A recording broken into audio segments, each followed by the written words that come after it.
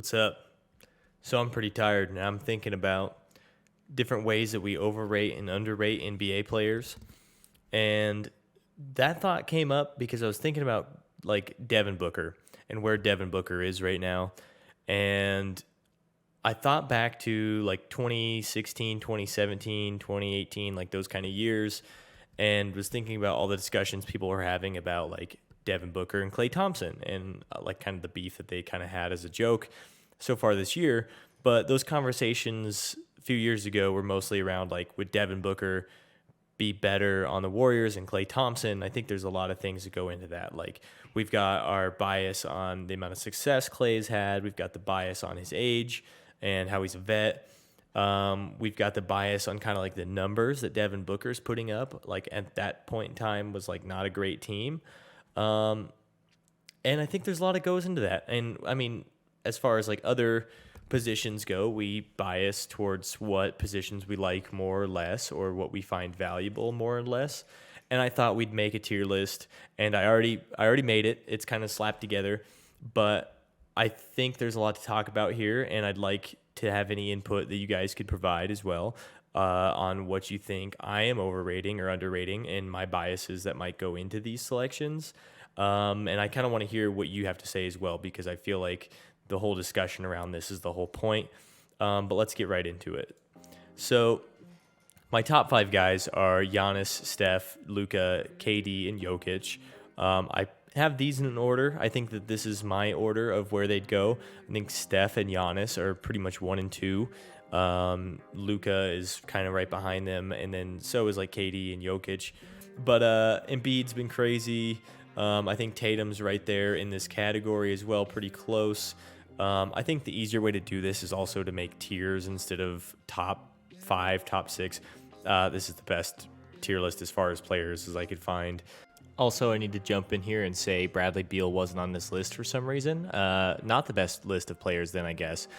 He's up here in the 16 to 25 range for me, for sure. I think Ja Morant's getting up there as well as Devin Booker. And kind of where some of this bias is creeping in, I think, is LeBron. So, like, LeBron this season has been really terrible, but I still put him in top 11, 15. And I think that has a lot to do, of course, with the success LeBron has had and how good he has been for his entire career. But if, like, let's say someone who has never really watched the NBA but has loved basketball starts watching this year and watches all these guys, would they put LeBron anywhere near here? I don't think so. And also, like, that's, you just say, oh, they're casual or something at this point. But, like, does it take someone that's watched, like, a lot of years of NBA basketball to tell you that LeBron has been shit and doesn't belong to be up here right now? Maybe as the season progresses, he'll be better, but he hasn't had really all that good of games at all. Yeah, I think this is the one that I look at first that I'm like, ugh, I don't know about it. Siakam, he might be the opposite end of the spectrum. He's young, and he's been putting up crazy, crazy numbers, and as well as doing a lot of really good things for his team. Does he deserve to be higher? I don't know. I think that that's something that I would love to get some input on. I think some of the other, like, these other guys kind of deserve their place. SGA, another young guy. This is another one of those topics. Good player, terrible team. A lot of people would say he wouldn't get these shot attempts on a good team, but also on a good team, he wouldn't be the number one scouted guy, and he wouldn't also be getting so many doubles thrown at him, and he wouldn't, like, his proficiency has been really good, so I don't see any reason why it would go down on a better team. Kyrie, this might be another bias pick being this high, because he hasn't been great. He doesn't play any defense anymore. He puts in the effort, but he can't keep anybody in front, and he also gets bodied by anyone and everyone. Another bias pick. I think he could be higher if he was playing a lot more and was a little bit younger or something, but I think he's here right now, and I think these guys kind of all are where they are. got a bad bias against Anthony Davis because he is street clothes Davis, bubble wrap Davis, whatever you want to call him. He's always on the bench because he can never get in the game because he's never healthy. He jumps for the ball once and he's grabbing his back every single time he's going back up the court. The rest of these guys, Van Fleet, another guy, a super unwatched and unappreciated team for any. I don't know why the Raptors aren't appreciated as much as they are, or as much as they should be, but Van Fleet's been unstoppable. I mean, he's probably as good or better than some of these guys. But all of our biases are creeping in. All of my biases are creeping in, and I have him down here. I've got a terrible bias against bad defenders. Trae Young, if he could defend even moderately, is he as good offensively as some of these other guys? Probably. But he can't defend like Tatum. He can't defend like Embiid, obviously, because Embiid's 18 feet taller than him. John Morant can't really defend, but John Morant's just so much better on offense and so much better as far as like hustling, getting deflections, any of those other things. Yeah, same with Dame. Dame isn't a great defender, but I probably have some bias on him because I think he's just better. Could I say why? I mean, they do really, really, really similar things. But again, we have Dame up here. Let's keep going.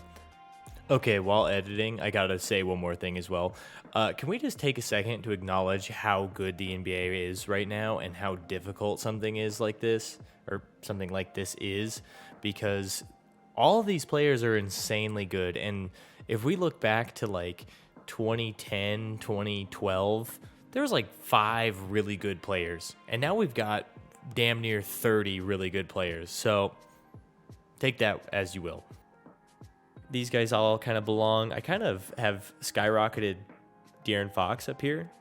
De'Aaron's been playing really good. He kind of crosses the court and can almost just like take that like one little crossover to his left rhythm dribble into like a 3-pointer, and he's been nailing that.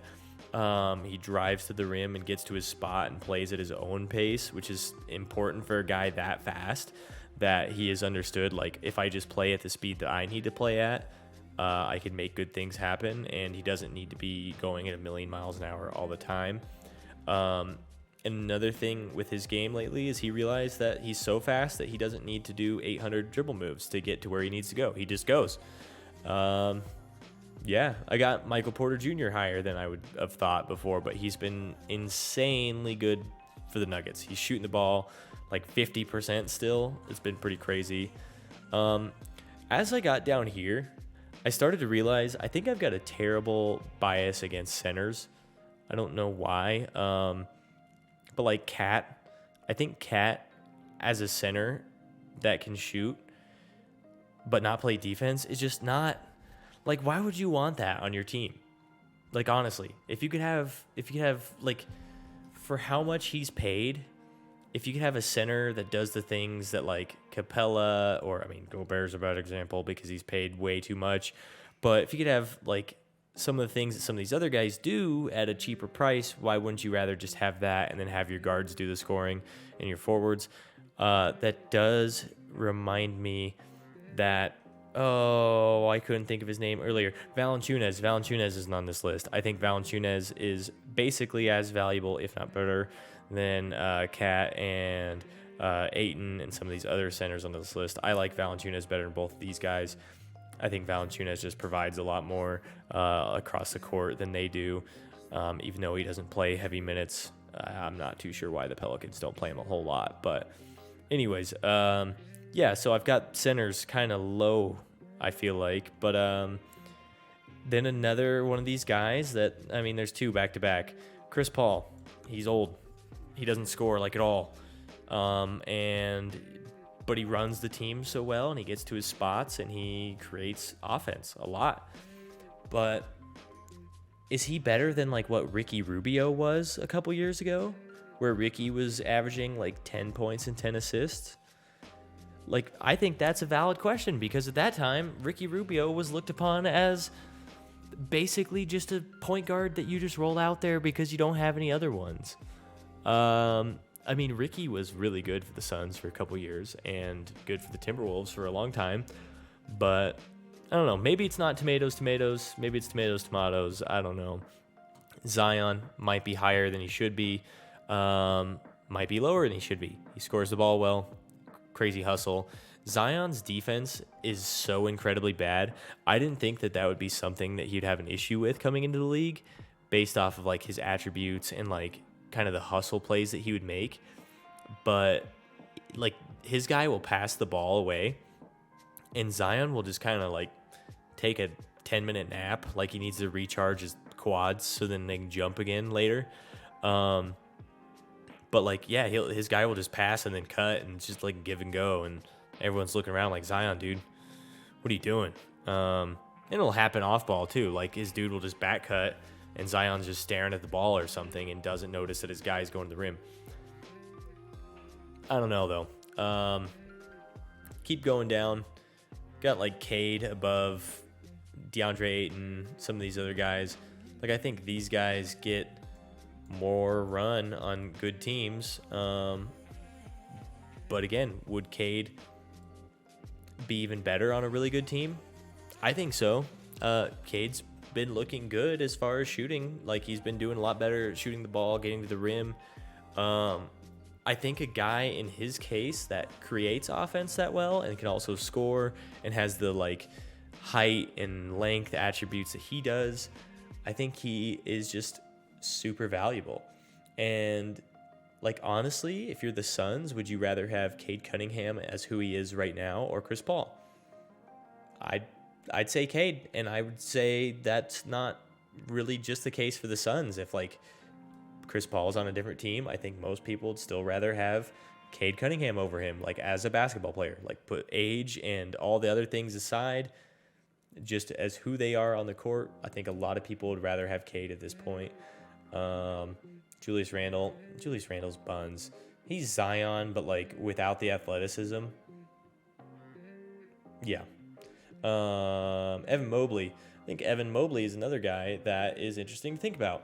I got him higher than Rudy Gobert and Clint Capella, which might be complete blasphemy. And now that I'm looking at it, I think it is, but I'm going to leave it because Evan Mobley is almost as good of a defender at the rim as both of those guys, if not better than Clint Capella at least. But Evan Mobley is so crazy athletic that he switches out on the perimeter and plays pick and roll defense way better. And then he's just like that guy that the shot goes up and he doesn't just get the rebound off of positioning. Like he just gets it from being way more athletic and way quicker to the ball than everybody. And I think that's really valuable. He also has great hands. So on offense, like lobs are just going his way. Yeah. Terry Rozier, got him higher than Jamal Murray.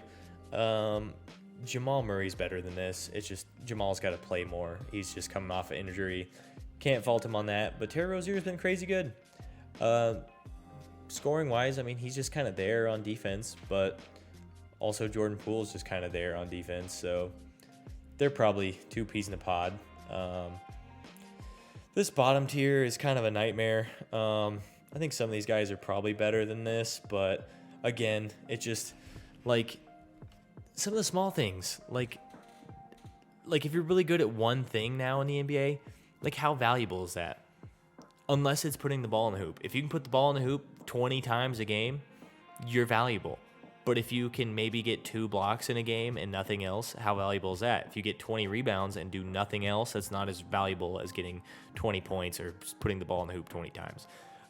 It's not all night and day comparisons, but I think these are the type of things that we got to think about when we're talking about NBA players. Some of these guys are placeholders. Like, I don't think either of these guys belong here. And I think they're there because these guys have all been hurt. Not really him or him. They've just been buns, and I don't want to put them in here either. He's been hurt. He's been mostly hurt. He's been hurt. Clay's been shit. I don't even think he belongs in this tier right now. And Vucevic, I think, is just shit. Doesn't play any defense. Anyways, this was pretty much me rambling for 15 minutes straight. But I would love to hear what you guys think as well on some of these things, because I think this whole thing, it's all bias. It is all bias, and it's what our eyes tell us we see as far as how good someone is and how bad someone is. And stats, of course, play a role, but stats can only take you so far. The eye test is very valuable as well as numbers are when you're like ranking players. But again, it's such a subjective thing. I haven't watched anybody else's tier list on this, so I don't even know what other people mostly think. That's what I've got you for, and this is why I can look back at this later. But again, if you're still here, thank you so much. Please hit that subscribe button. That'd be sweet, and I'd appreciate it a lot. And just let me know for the next one. I'll see you then. Bye.